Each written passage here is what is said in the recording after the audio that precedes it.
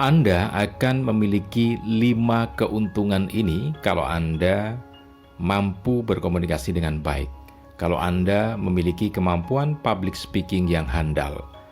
5 keuntungan itu antara lain, Anda akan percaya diri. Anda punya komunikasi yang handal, baik di sosial maupun di dunia kerja. Yang ketiga, Anda memiliki kemampuan berpikir kritis. Kemudian yang keempat, citra diri Anda mengalami kenaikan. Yang kelima, karir Anda akan melejit. Nah, itu dia 5 keuntungan yang Anda miliki kalau Anda punya kemampuan public speaking atau berbicara atau komunikasi secara umum yang handal. Nah, bagaimana prosesnya itu bisa terjadi? Oke, jangan di-skip ya. Jadi simak terus video ini sampai selesai supaya Anda bisa menangkap esensi dari pentingnya public speaking ini dan 5 keuntungan yang Anda dapatkan.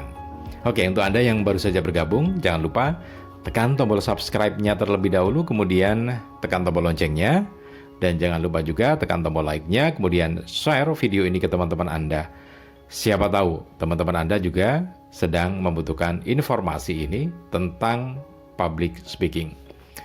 Baik, jadi 5 hal tadi dimiliki oleh orang-orang yang punya kemampuan public speaking atau kemampuan berbicara di depan umum. Artinya begini, kalau seseorang itu mampu berbicara di depan umum, berarti dia juga akan mampu berbicara secara personal atau personal communication. Nah, keuntungan yang pertama, ketika seseorang itu sudah mampu berbicara di depan umum dengan baik, mampu berkomunikasi secara personal maupun interpersonal dengan baik, yang pertama adalah percaya diri. Nah, kenapa percaya diri? Begini, jadi percaya diri itu adalah situasi mental yang handal karena sanggup menghadapi tantangan yang ada di depan. Logikanya begini, ketika seseorang itu mampu berhadapan dengan orang banyak atau audien dalam berbicara, maka secara mental artinya dia memiliki kemampuan untuk berinteraksi sosial dengan siapapun. Jadi interaksi sosial itu memang satu di antaranya adalah ekspresinya berbicara. Tetapi ketika kemudian dihadapkan pada bidang lain, misalkan permasalahan-permasalahan sosial atau permasalahan-permasalahan dunia kerja, maka dia sudah punya basicnya. Jadi basicnya adalah komunikasi. Sehingga kalau di situ ada permasalahan ekonomi, permasalahan sosial, permasalahan interaksi dengan masyarakat sekitar ataupun dengan kawan-kawannya di dunia kerja, maka dia sudah bisa menyelesaikan. Jadi ada filosofi yang mengatakan bahwa ketika komunikasi itu berjalan, maka 50% permasalahan itu selesai. Tinggal 50% lagi di action atau dilakukan secara fisik sesuai dengan bidangnya masing-masing. Itu kenapa kemudian ketika seseorang itu memiliki kemampuan berbicara di depan umum, kemampuan komunikasi yang handal, maka dia akan punya tingkat kepercayaan diri yang cukup tinggi karena dia berhadapan. Manusia sebagai makhluk sosial, dia harus berhadapan. Nah, ini masalahnya.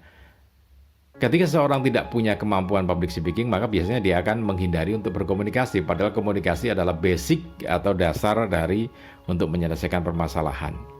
Apapun itu ya, apakah menggunakan media sosial ataupun yang lainnya, tetapi kemampuan berkomunikasi. Nah, itu kenapa ketika seseorang punya kemampuan public speaking yang benar-benar bisa diandalkan, maka dia akan punya kepercayaan diri yang cukup tinggi. Oke, itu yang pertama. Kemudian yang kedua, ketika seseorang itu memiliki kemampuan public speaking yang handal, yang mahir, maka dia punya kemampuan komunikasi yang baik. Baik itu komunikasi sosial maupun komunikasi di internal dunia kerja. Ya, ini langsung ya, efek langsung karena masih terkait dengan ilmu komunikasi. Jadi dia akan lancar berbicara dengan sesama manajer kalau dia manajer ya. Tapi dia juga akan mampu berkomunikasi dengan baik dengan level yang lebih atas. Misalkan kalau posisinya manajer, maka dia akan punya kemampuan untuk berkomunikasi dengan direktur atau board of director. Kemudian juga dia punya kemampuan untuk berkomunikasi dengan baik dengan level yang ada di bawahnya. Bahkan paling bawah pun dia akan mampu berkomunikasi ketika dia memiliki kemampuan public speaking. Kenapa begitu?